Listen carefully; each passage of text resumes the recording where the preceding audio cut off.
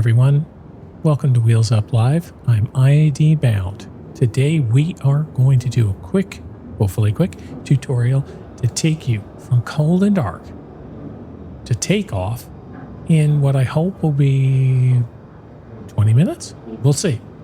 So, I want to emphasize here, this is MSFS 2024, but the same principles should apply in 2020 and whichever 777 you're using. We're going to use some real-world flows and procedures to knock this out. So we're going to try to move quickly, but accurately. All right, so let's go into the cockpit. If we can, cross my fingers here. There we go. So you can see here, we're cold and dark. One thing I've done is we have the external power connected. Okay, so we need to follow the electrical power-up procedure since we haven't established power to the plane just yet. So those are: 1, turn the battery on. 2, you want to make sure that the C1 and C2 electric hydraulic pumps are off. You want to make sure that all of these demand pump selectors for the hydraulics are off. The wipers are off. Excellent. We're going to check the landing gear lever. Landing gear lever is down. Okay. Then we want to check the alternate flaps selector. And we'll see here. That is right here. And it's off. You just want to make sure that it's off. Okay. Having done that, the next thing we want to do is just want to make sure that the bus ties, right and left, are in auto. Okay, so now we can go ahead and power up the primary external power, and secondary external power, and now we have power to the plane. Now, keep in mind, it's going to run a bunch of self-tests. As you'll see here, screens will not be on, so, it'll take a few minutes. Okay, let's go ahead and do the preliminary pre-flight procedure. This can be done by either the captain or the first officer. Doesn't really matter, just as long as we get it done. First, since we just turned on the primary power, we're going to wait about 30 seconds. And then we're going to go ahead and align or engage the ADARU switch. And the ADARU switch is the Air Data Inertial Reference Unit. Part of that is that the inertial reference system is in there, which of course is the gyro-based navigation. That's different than the GPS, but it's something that will align here in just a moment. All right, so we've got that set. We would just check that the voice recorder switch here is in on. Now you'll see different procedures for this, but just for our purposes, let's go ahead. We're going to put it on. Normally here you would check if you had maintenance documents or something on board, but of course this is a virtual plane. We don't have that. But once we have the screens here, we're going to check our status display, and we'll check that in just a moment. Okay, let's look at our, first we can look at our engine oil. Okay, because by default the engine is on. See, this is the engine. And we have oil quantity of 25. You're good to go with that amount. Status, we want to check hydraulic quantity is in the appropriate band. And just so you can see here, it is. If it wasn't, you'd have some warnings. Crew oxygen pressure is more than enough at 1850. Okay, you would also check that the gear pins are stowed. I believe that's modeled here. Then you want to go to the upper overhead panel, and you want to make sure that all of these guards are closed. Your cargo temp selectors, generally they're in the 12 o'clock position unless they've been set otherwise. So all of these are where you expect them to be. You could also check the circuit breakers, but of course these aren't modeled in here. The other thing you would do after that is you would be checking things like the emergency equipment in the PA system, but of course we don't have those. So that'll bring us right to the CDU Preflight Procedure, which is next in this step. Captain and first officer will make entries as needed.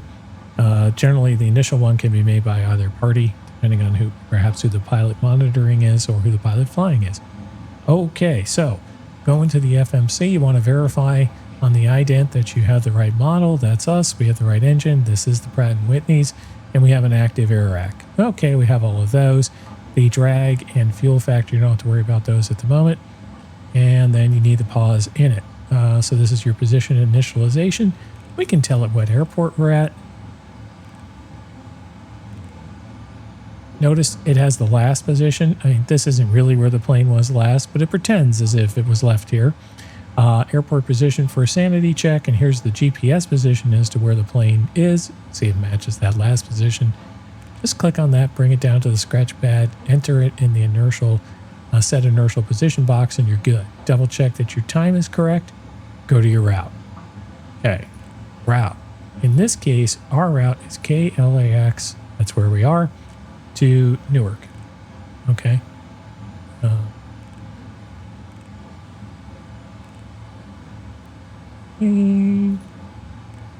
I've already made a flight plan for this flight in SimBrief. You can do the automatic import in PMDG for it, which is the way to go if you want to be quick. But we got to do one step first. Let's go to the EFB, go to the electronic flight flag, request the data from SimBrief. Okay, now it's got the information and our flight plan information from SimBrief. What's new on this, by the way, if you want, you can go into weight and balance, and you can import the weight and balance from SimBrief here. But for now, I'm just going to do it from here. We're going to go route request, SimBrief, route, and you see it's in green, means it thinks it's valid. I'm going to let it set the payload, set the fuel, and select the route. So 3 hits, we've got payload, fuel, and we're requesting the route. You can see here, it's got my flight number, UAL 2303. It's informing me that it has this information coming in. You can see I'm getting a bunch of messages in the scratch pad. We'll go to load. It's loading it. We'll give it a moment to load all this up. And when it's loaded, we're going to see more pages here. See? And the activate option becomes, well, active. Let's slowly clear these messages. One thing about the FMCs in the MSFS world is don't press them too quick. Okay, let's have a quick look, make sure it looks correct. You're not seeing the flight plan, but let's say for the sake of argument it is. You'd want to double check it against yours. Activate, execute, done.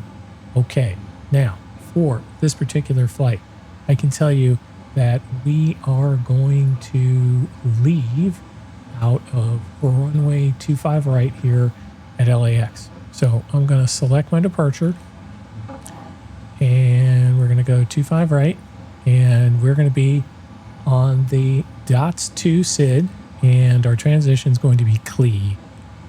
Done. Just to move it along, I'm going to go to the index, going to do an arrival.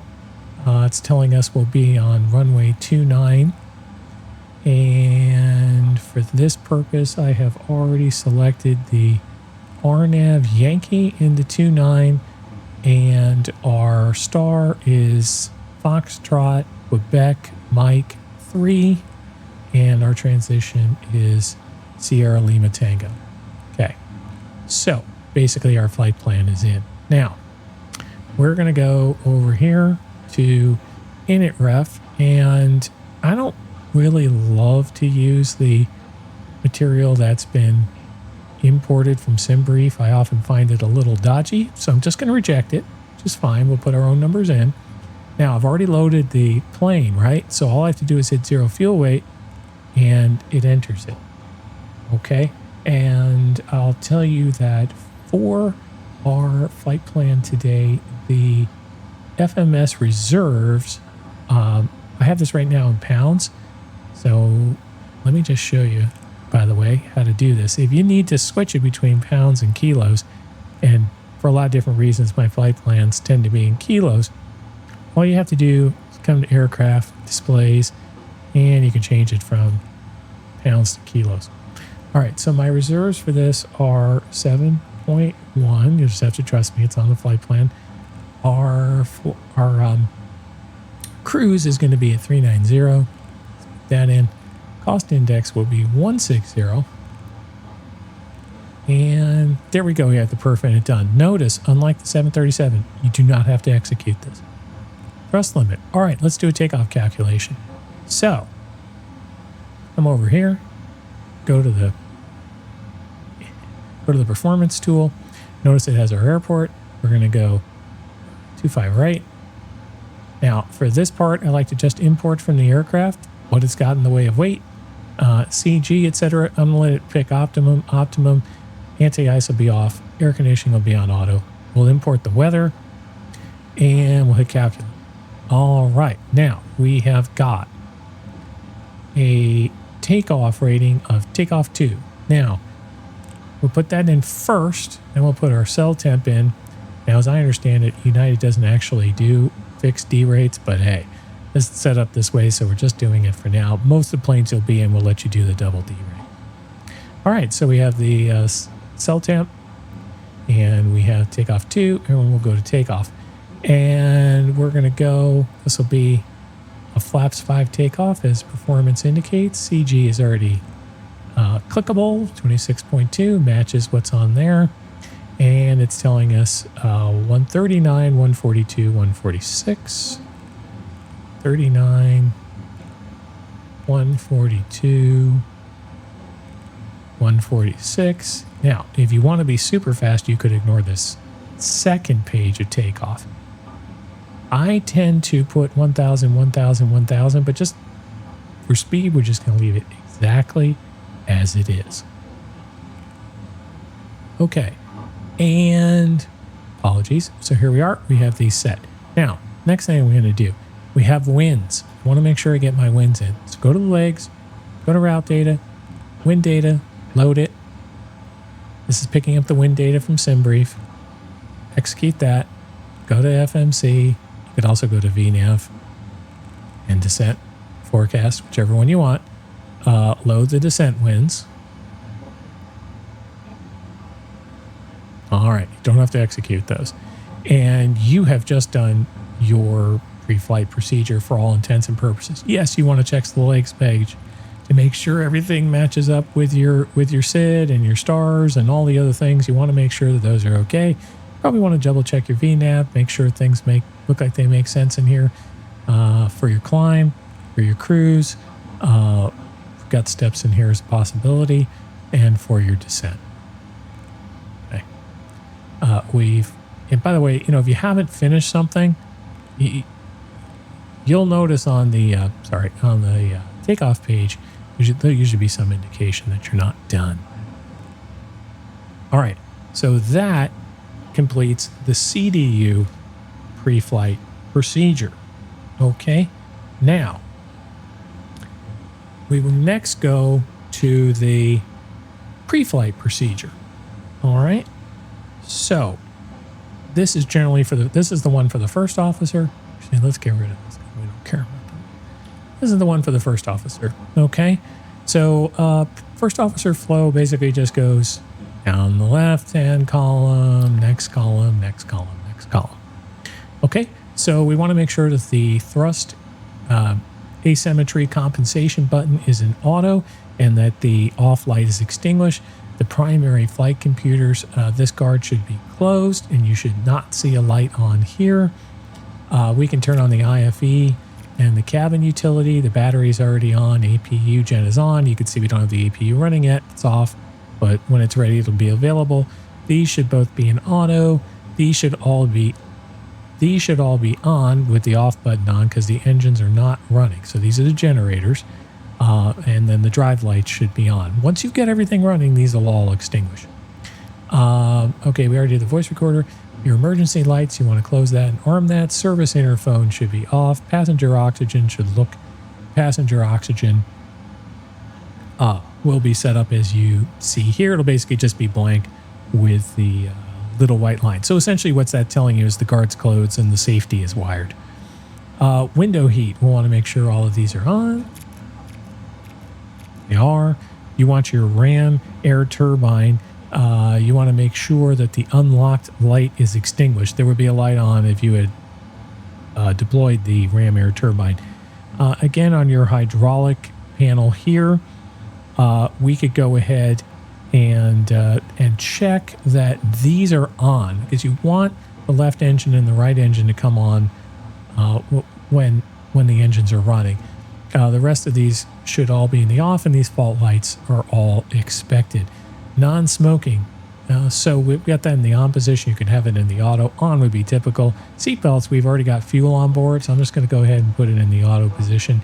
You can adjust your lights as you see fit. Obviously, we don't need landing lights now. Okay, so up here at the top, you want to make sure that your light's extinguished, that the APU fire switch is in, that the cargo fire panel switches are off, and that the forward and aft fire warning lights are extinguished.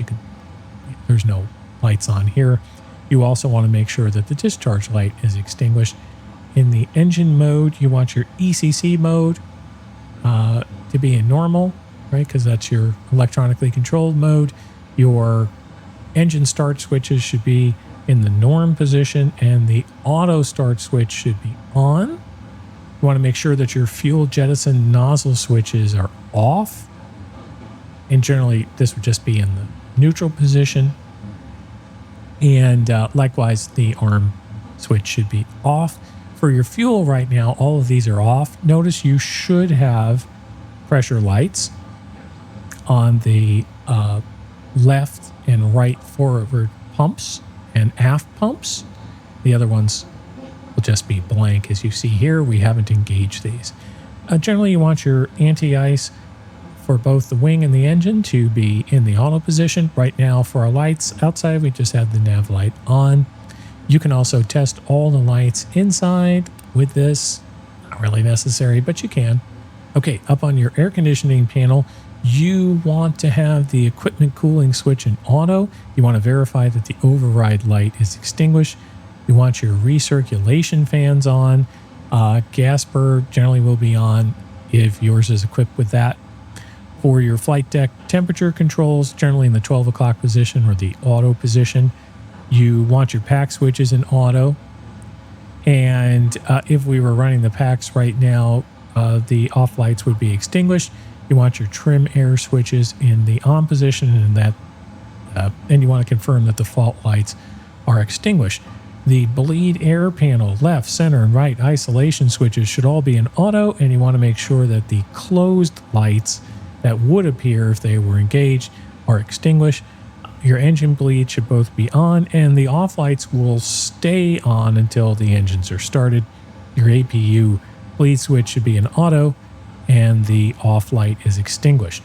The pressurization panel, you want to look there, right? So these should be in auto, and the man lights, because if you had set it to manual, are off. And you want the landing altitude selector pushed in, which it is.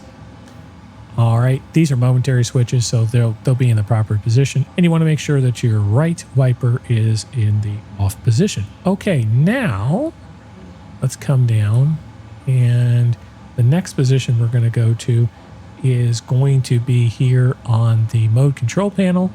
You're going to get the flight director on.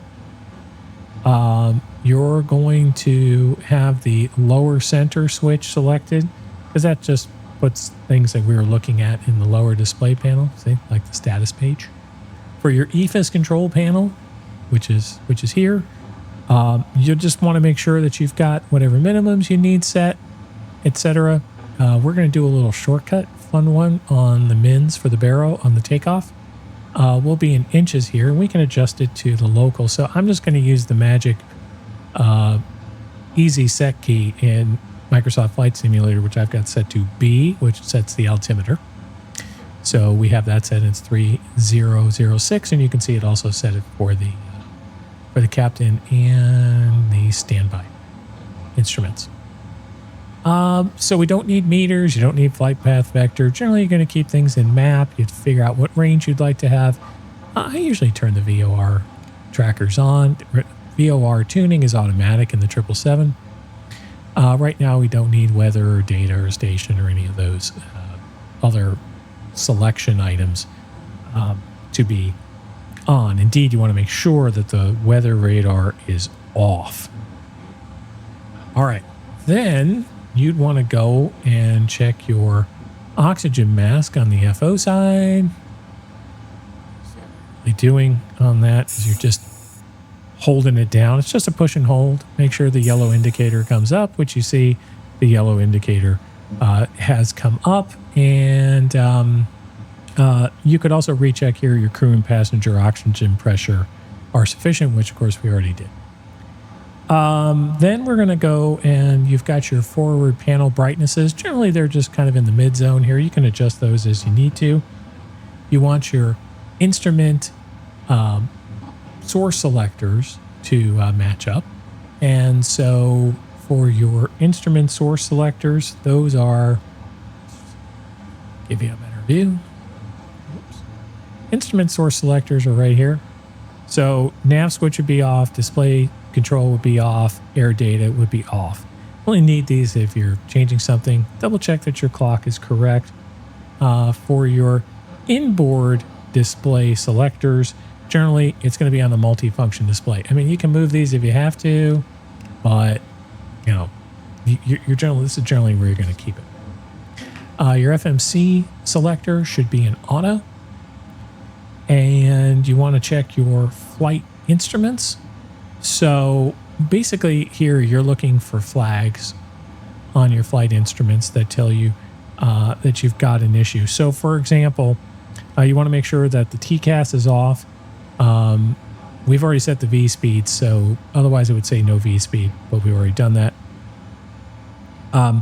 Your auto throttle mode, that's here in the FMA, the flight mode annunciator, that's blank. We should have toga and toga, which we do. And the automatic flight director system should say flight director, which it does. Remember here, see we turned it on. There you go, comes back up. There we are. So that's telling you how that's supposed to look. And then of course here in the map mode, again, you're looking for any potential flags that don't look correct. So then we come to our landing gear panel over here.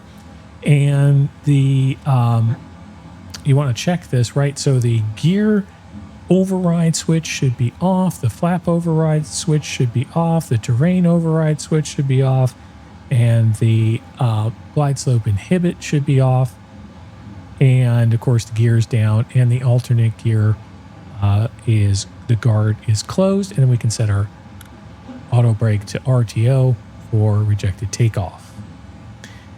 You'd also just check our ICAS display, looking for anything unusual at this point. There's nothing earth-shattering here. I don't think anything that you're seeing here is unexpected. Hydraulic pressure, for example, we don't have the hydraulics turned on, so the engines are shut down, etc. So we're generally fine on that. Auto brakes RTO, no smoking's on. Doors are manual at the moment. We'll close those. You can hit cancel recall, right? Because that just tells you these are the only messages in the system. So right now we can turn these off because we are not worried about those. Okay, so you would just check your status here. We're getting electric backup system. I haven't double checked what that's on about at the moment, but we'll double check before we depart if there's any continuing issue there. All right, then we're going to come and we'll double check the center display control source switch, and that again is off, which is what you want. You can adjust the brightness here as you need to. Then you would drop down and you want to look at the weather radar panel. Generally, we'll put some weather and turbulence on for our purposes. Generally, it's going to be on the left-hand side. You can sort of push this down. That's right. Up is left. So generally, we'll have the weather radar switch, assuming we're flying as captain, on the captain side. Okay. And then we could go ahead and just double check our center radio tuning panel. Again, there's nothing critical here. We don't have another person. Data is what you would expect to see for the radio. And of course, this is the radio control panel. This is the audio control panel. And you can set that as needed. And we have the flight deck door, that's deact. OBS audio, generally, this is going to be in the normal position here. You could tweak it if you want, but again, there's no need to. Double checking as we go along there. You might check the flight printer as well Okay, then for the engine fire panels, you just want to make sure these lights are out and that the discharge handles are in. So they are. Okay, no problem there. We don't need to do anything specific for the center CDU. As I mentioned, you can check the flight deck printer. Of course, it doesn't actually print in here, so I wouldn't worry about it. You can do the right radio tuning panel. Again, it's set to the right. That makes sense. You can get these on for the audio control panel. Maybe you want speaker.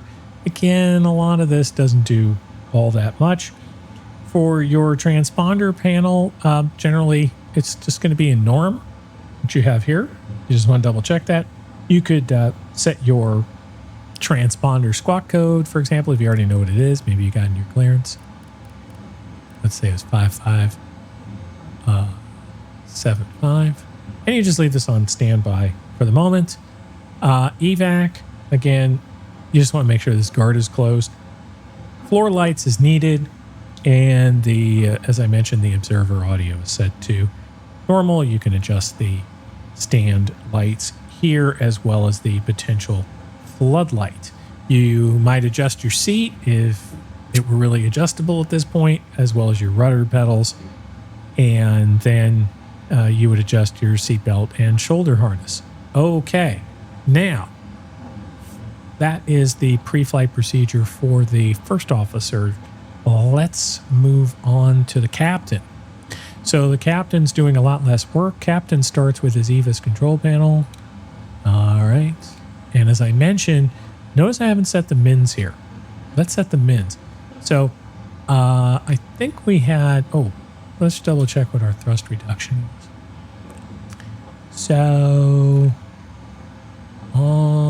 let's set them all to 1,000. And then we're going to set our, it'll be our engine out height on there.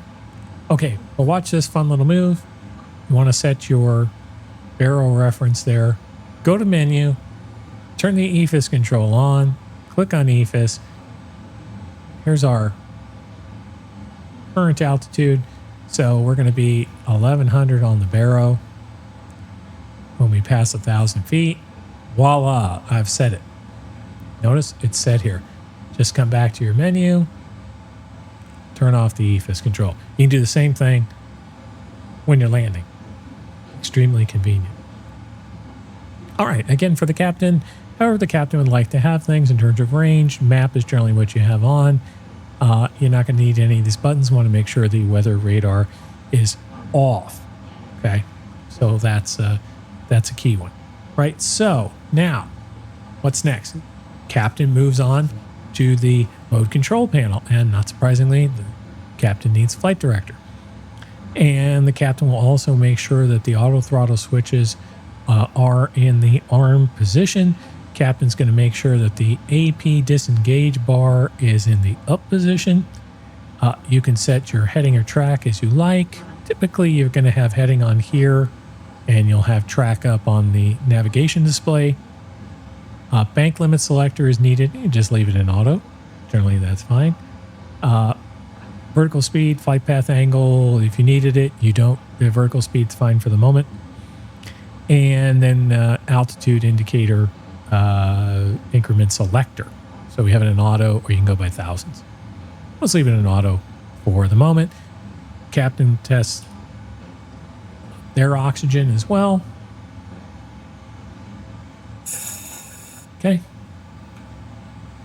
And captain would also double check the ICAS display for the oxygen. Okay. Captain's going to check the forward panel brightness. Generally, it's just in the 12 o'clock position. Instrument source select panel. Again, these should all be in the off.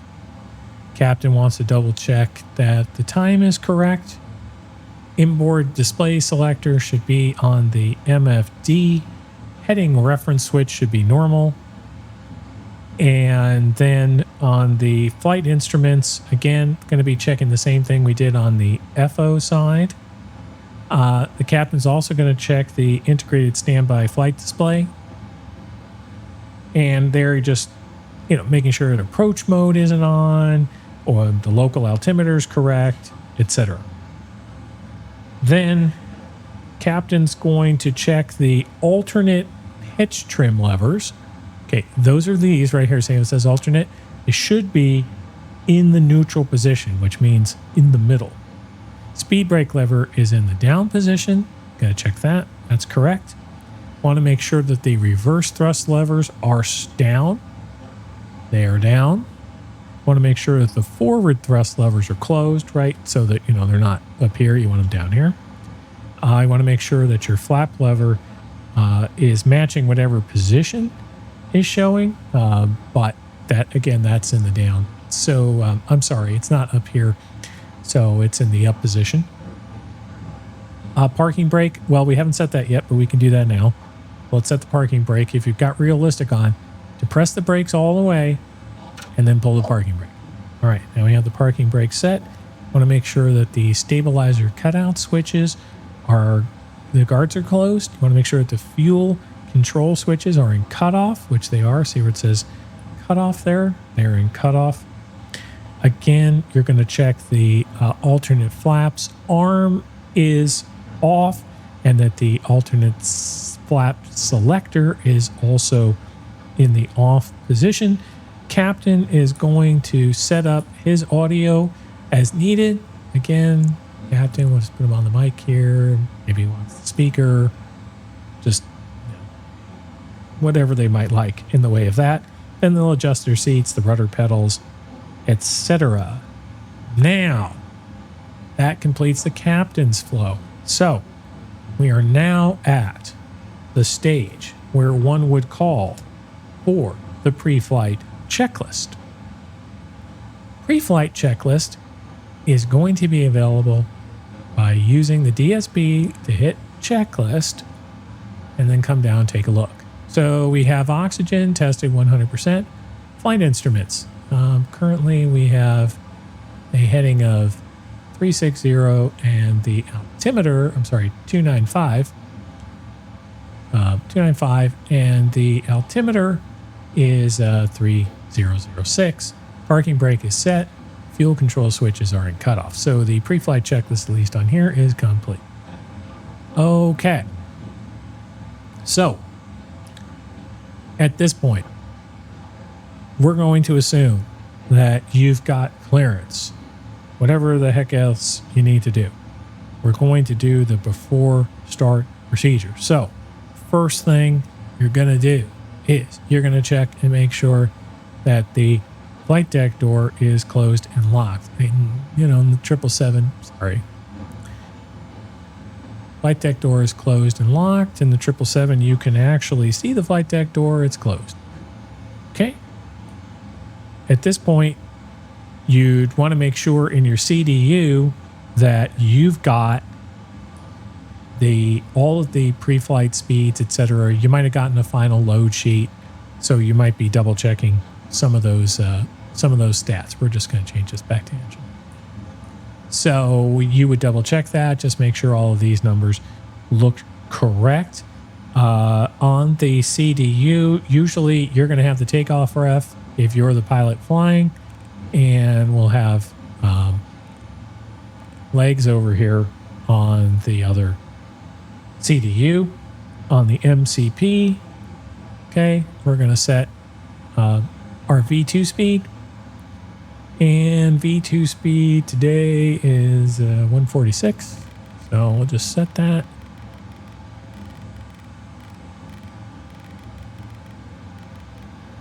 Our runway hang is going to be roughly 250. Set that. And I happen to know on this SID, I believe our initial altitude is 17,000. Now, many operators will also arm the LNAV and VNAV. And we're going to do that too. Again, in some instances, may not be selectable LNAV depending on your particular takeoff. But for our purposes, it works fine. Okay, normally here you'd have your taxi and takeoff briefings.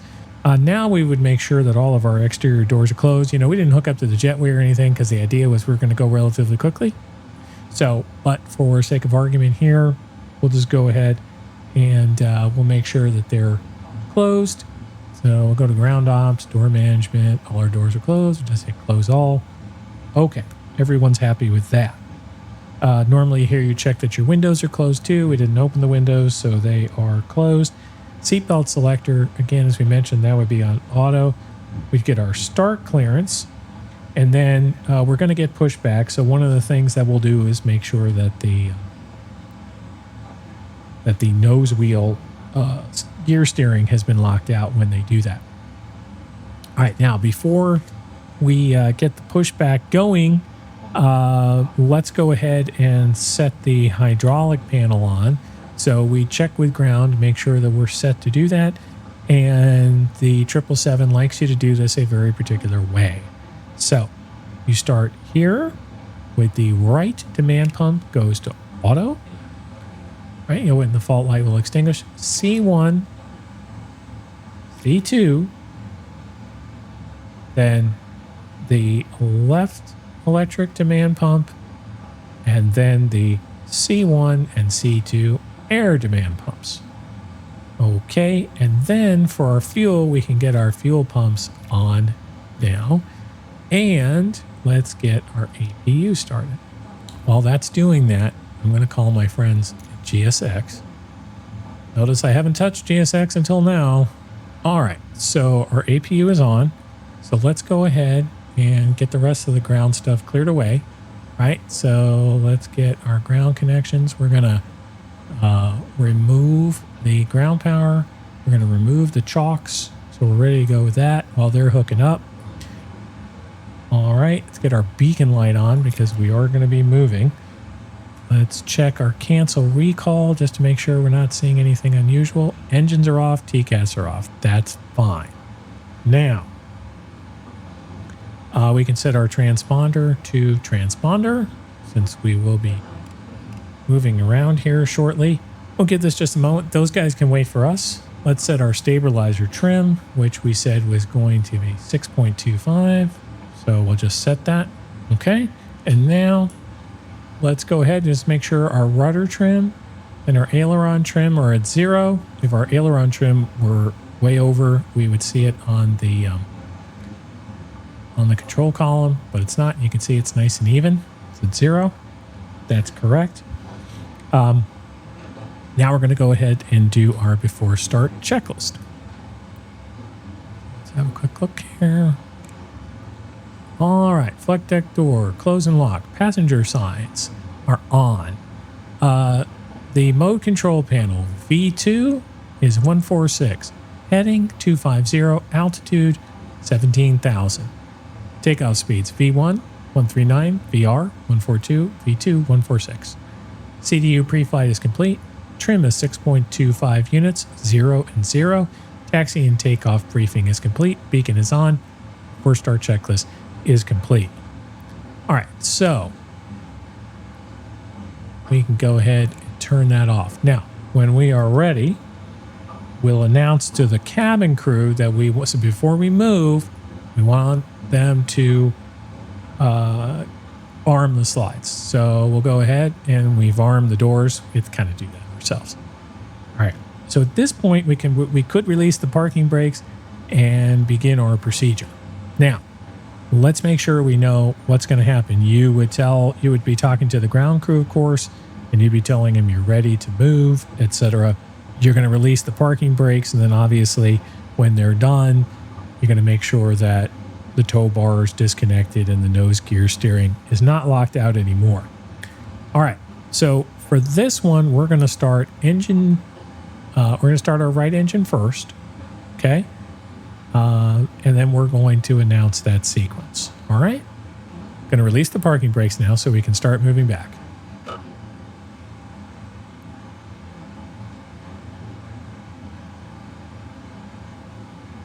All right. Get our start sequence, start engine 2. So what do? Move that to start. Put the fuel control switch to run. Now, what are we looking for? Potential problems, right? You're looking for hot starts, hung start, no N1 rotation, etc. But as you can see, we're getting nice N2 rotation going. We got fuel flow, oil pressure is rising, oil temp is rising.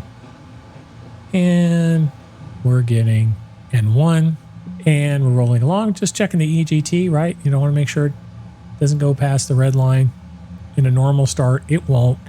It'll come up close, then we'll start to go back down. Then the red line will disappear when it's done. Now, in theory, on the Pratt & Whitneys, you can start them both at the same time. For the sake of argument, we're just going to do it one at a time. All right, so we had a good engine start, so now we're just going to repeat the process. Start left engine, start, fuel control switch to run. There you go. And we'll lather, rinse, and repeat. We now have 2 good engine starts. What comes next? We're going to do our before taxi procedure, which is just a flow. So APU selector is going to come to off. The engine anti-ice will be just as needed. Again, we don't need it right now. Auto is fine. We'd verify our ground equipment is clear. We're going to call our flaps. Flaps for this are going to be 5. So we say flaps 5. And we move our flaps lever to 5. Here we go. All right. Then you would check your controls. Now, you can actually see the controls moving if you need to, but I'll just note that you don't really have to. But hey, if you want to see how it looks, here we go. Here's flight control page. And you can see we went full left,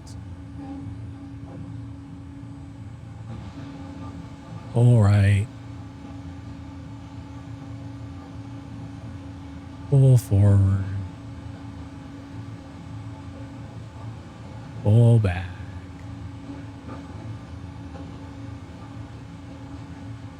Let your co-pilot know you're going to move the rudders. Watch your knees. Do some right. Okay, my chair's going to slide away. Do some left. Okay. So there we go. So we have full, free, and correct movements of our controls. Again, we're going to do a recall just to make sure there's no issues. Okay, we have TCAS in the off. That's correct. All right. If we were looking on our AFB, maybe at our airport map, etc., we would check that at that point. Now, let's go ahead and also get our taxi light on. We can put our runway turn off lights on. And then we can do our before taxi checklist. All right. And we'd come down. Anti-ice. It's auto. There we go. Recall is checked. Auto brake is RTO. Flight controls are checked.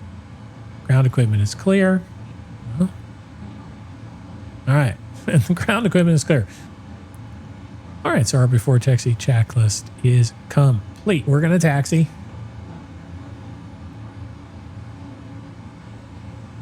Release the parking brakes. Apply a little power. Now, I want to make clear. In my setup, I have got the rudder and the tiller as 2 separate axes. So if you have that, just make sure you've got that set in the FMC. Remember, a lot of these settings are there. Okay, so we're going to come over to Bravo here. So we're just going straight across. We're going to make a left on Bravo to go to 25 right. Do a nice outside view. LAX in the background with the iconic old restaurant.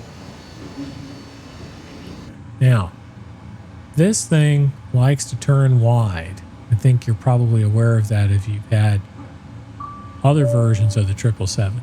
And you can see we got a notice here that our cabin is ready. That's good.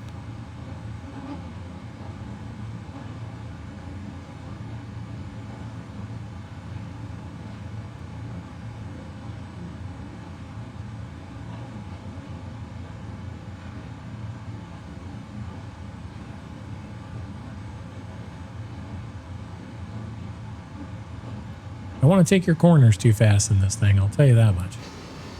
We'll line it up. Go. That looks pretty good.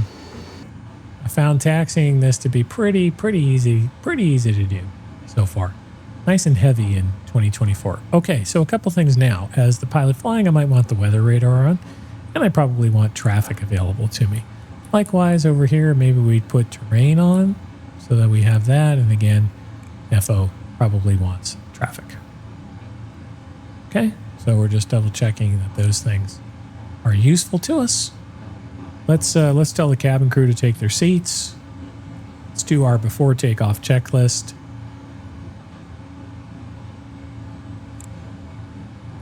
Okay, flaps are set. Before takeoff checklist is complete. So your before takeoff procedure, which we'll just talk about a little bit before we actually get right there on the runway. So when you're entering the departing runway, you want to set the strobe lights to on and the transponder to TARA. Verify, and then you're going to get your, when clear for takeoff, you can set your left and right landing light switches to on. Okay. As a practical matter, you could turn them on as you're coming onto the runway too, especially when we're real busy in the VATSIM event, you're flying by yourself, that kind of thing. When you've received your clearance, theoretically, if you're doing CRM, you'd be talking to each other and saying, yeah, we're clear for takeoff, etc. You're going to advance your thrust levers to about 55% N1 and allow the engines to stabilize. Then you're going to press TOGA. Okay, so that's the big thing. You're going to monitor the engine instruments. If you see anything unusual, you're going to call that out. If you need to, you could adjust the takeoff thrust before 80 knots, but you're not going to. Obviously, at V1, you want to hands off the thrust levers, etc. 80 knots, you could do the call for a check, etc. At V1, and VR, rotate, and so on. When you get a positive rate, you can bring the gear up. And at that point, you're going to verify your roll mode, which in our case will be LNAV, and you're going to verify your pitch mode, which will be a VNAV. And then you would start retracting your flaps on schedule. Okay, so those are going to be steps we're going to take. And when we do that, we will have reached the end of this process, which took a little longer than I would have thought. But trust me when I tell you, when you get used to the flows, you can be done, ready to roll 10-15 minutes tops. That's everything. It's just a question of getting used to it in your mind. So that's all you really have to do. Yeah, you gotta like the symbol. Dang. Happy times. Okay. Golden age of flight sim, whatever. We're a little off the center line. Let's fix that. That's real. I think I gotta tell you with this plane. Very gentle movements. You don't need to do a lot to get it to do what you want it to do. That's what I would tell you. For those of you who are wondering, by the way, this is the any build, KLAX, United Airlines, going by the United Airline maintenance hangar with the United planes in the maintenance hangar. That's kind of fun. We're in the Battleship Gray here for the 772, sort of a classic livery for United. And one thing you'll notice when you get on the runway, if you have not done the electronic checklist, you will get a notification about the checklist. So make sure that you're not forgetting those because they're easy to forget. For those of you who are wondering, you can, if you've got something like a Stream Deck, you can set up some fun stuff to work with this. So I use SPAD. I have a number of buttons set up where it does things like my lights for me based on whatever phase of flight I'm in. So for example, I have a takeoff one. I have a takeoff button. And when I press the takeoff button, well, I'll do it when we get just a little closer to the runway, but you'll see when I press the takeoff button, it does some nice stuff for us. So essentially what I did was I created a series of commands that it uses, just using PMDG's various SDK options to make this work. All right, so we're now approaching runway 25. Okay, and we're going to turn onto runway 25. And as we enter, I'm going to press this takeoff button. Hear all those clicking? So here's what the takeoff button has done. Notice the elapsed time on the clock has started.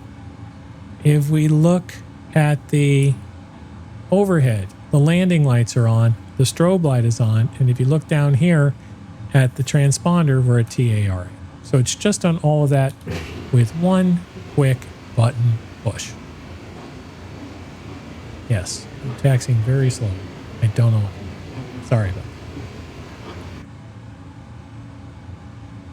Big bird wants a lot of room. So it's funny, you know, if you look at it, you think, oh, I'm way over, but you're not. You're really not. See? You're not anywhere. Totally fine.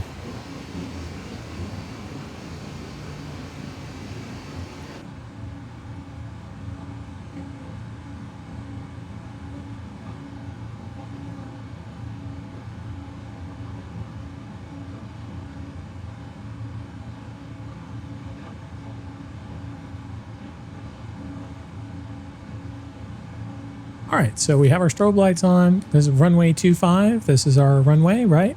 We have 25 on the field. We want to verify that, which we did. So in terms of your lineup, kind of go by, start turning.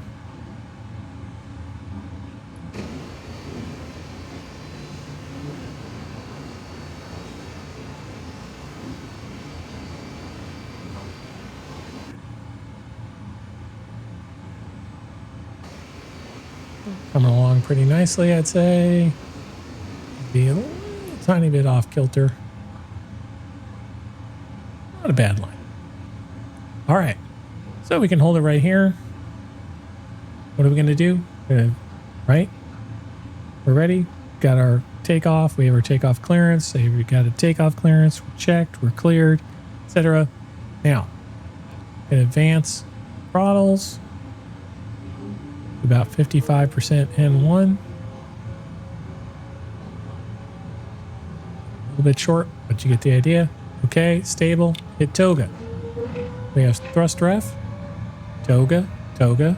Thrust ref is your normal indicator on the FMA. Okay, I put a little forward pressure, on the nose. Okay, so it's a little bit better alignment. We are coming along nicely. V1. Rotate nice and smooth. Not too fast. Bring it up. A couple of degrees per second. There you go. About 15 degrees. Right where you want to be. Positive climb. Gear up.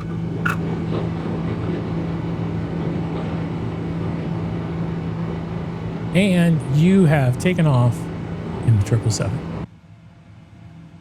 Okay, so I thank you all for joining us on this cold and dark to take off tutorial. It took longer than I expected. That's how it goes sometimes. If you enjoyed this content, please like and subscribe. Lets me know you're out there. Feel free to give me any feedback that you have. Thanks, everyone.